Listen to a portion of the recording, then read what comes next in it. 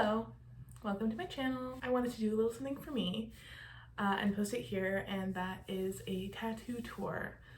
I've been watching tattoo tour videos since I was 12. And I figured it was a good time for me to add my contribution as a lover of tattoos and a collector of art by really incredible people. And yeah, so I'm gonna go through all of my tattoos, but I'm gonna highlight the ones I got this year because I got quite a few. A little sneak peek. Yeah, so let's get into it. So the first tattoo I ever got was when I was 18. It is this one right here. It says Anathema, which is the name of a 21 Pilots song that was really important to me at the time. Yeah, I just went into a random shop. The experience wasn't great. It was kind of that classic like first tattoo experience. The artist is kind of a jerk. It's also only the tattoo that I have that's done by a man. All of my other art on my body is by women and other queer people, so love that.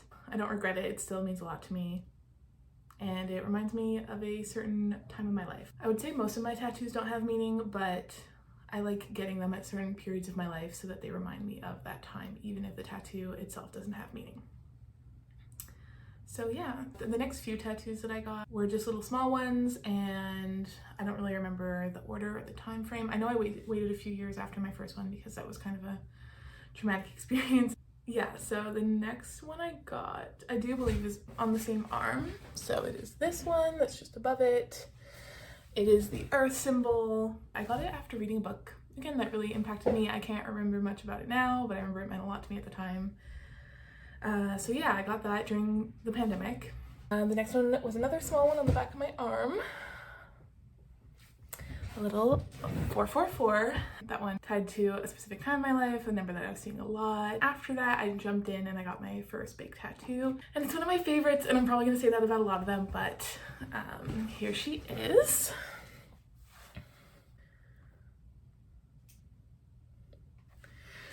She's a little owl. It is a barn owl. So that was my first big one. I was very excited. It was a flash done by Lava Girl in Montreal.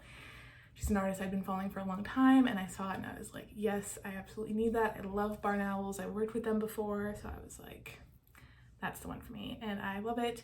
The shading is just like, sorry. The shading is just so incredible.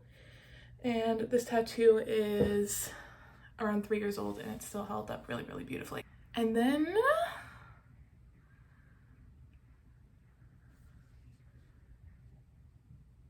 yeah, so that was my first big one. I named her Franklin also. And after that, a few months later, I went and I got my moth.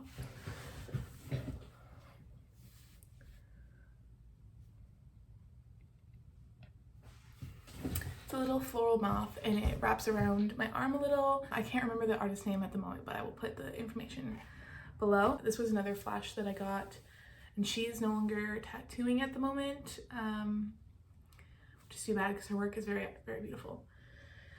But yeah, this one was really, really easy. I fell asleep during it. The pain for the owl was also manageable, except for the little part near the elbow was pretty awful. Yeah, so those two big ones and all the small ones I'd gotten prior to 2023. All of the rest that I'm showing you I got this year, unless I'm forgetting something, but we'll see as we go. So the first tattoos that I got in January, I got two. We have this one, my inner arm. This one was done by ginko.ink on Instagram. That one was the most painful tattoo that I have by far. The inner arm is no joke. Up near the armpit, excruciating, terrifying, awful. And there wasn't even that much shading, so that was really, really awful. But it's beautiful, I love it. Again, no meaning. Again, a piece of flash. But the next one was the same week, and it was my first time ever getting a custom tattoo. And so I will show you her. Oops, sneak peek.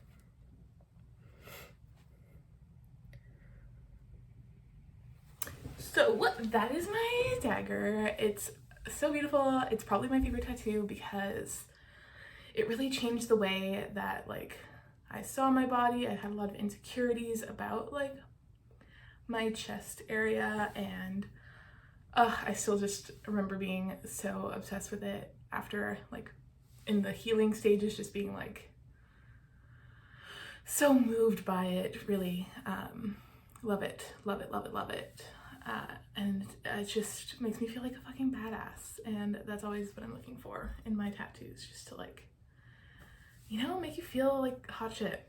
So I got that one. Love, love, love. Up next is my thigh piece. I can't show you, so I'll insert a photo here. It is a tribute to my favorite show, Buffy the Vampire Slayer. Oh my gosh, I'm absolutely obsessed with it. It is so gorgeous. It is done by Tattoos in Montreal. Again, the information will be below. Yeah, and I followed her for so long, and I have been obsessed with the way that she does women. She does a lot of like spooky, demonic ladies and animals, and I've just been fully obsessed. So her book's opened, and I was like, time to get my Buffy tattoo. It's been my favorite show for years and years and years, so that was really special for me to finally get a piece done. And I love it. The shading's awesome. She did an incredible job. Chef's kiss. Chef's kiss! Later on in May, I think, I got my other dagger tattoos. Little cuties. These were done by the same artist that did my sternum dagger, lovely ariatattooing.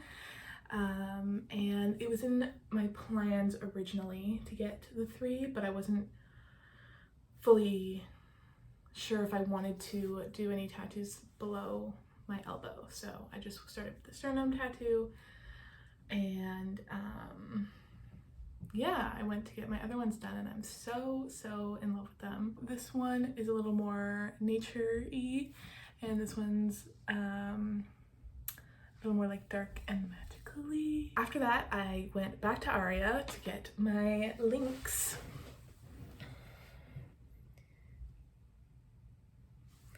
My little links. This was a flash that I'd seen her post a while ago, and I was always like, oh, it's so beautiful, but I again didn't know if I wanted to venture below my elbow. And once I decided that I would, I was like, here we go. She had a cancellation, and I was like, book me in, baby. And there's no meaning, but it's cute. No meaning, but it's cute. And so that leaves us with my final tattoo of the year. I got it for myself as a birthday gift. It's something that I've always wanted. I've always looked at stomach tattoos and been like, wow, that's beautiful. But because of societal conditioning, I've been like, oh, but I can never do that. And we've grown, we've evolved, we've blossomed into the beautiful people that we are today. And I was like, absolutely, I want that. The artist is lapetitetough on Instagram. I'd followed her for a while. She's done so many beautiful stomach pieces, and I was like, sign me up. Her book's opened, sign me up. As a birthday gift to myself. Well, here it is.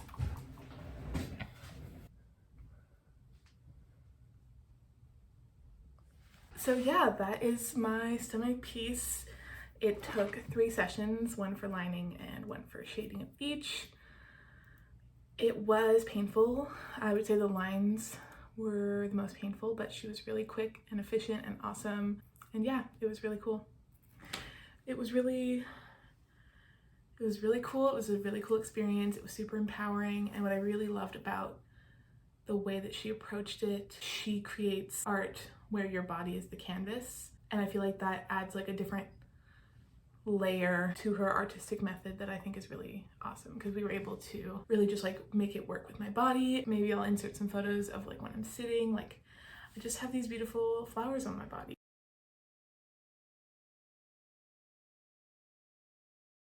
So I'm very excited for next summer when I get to just like have my belly out for the world. So yeah, those were all the tattoos I got this year.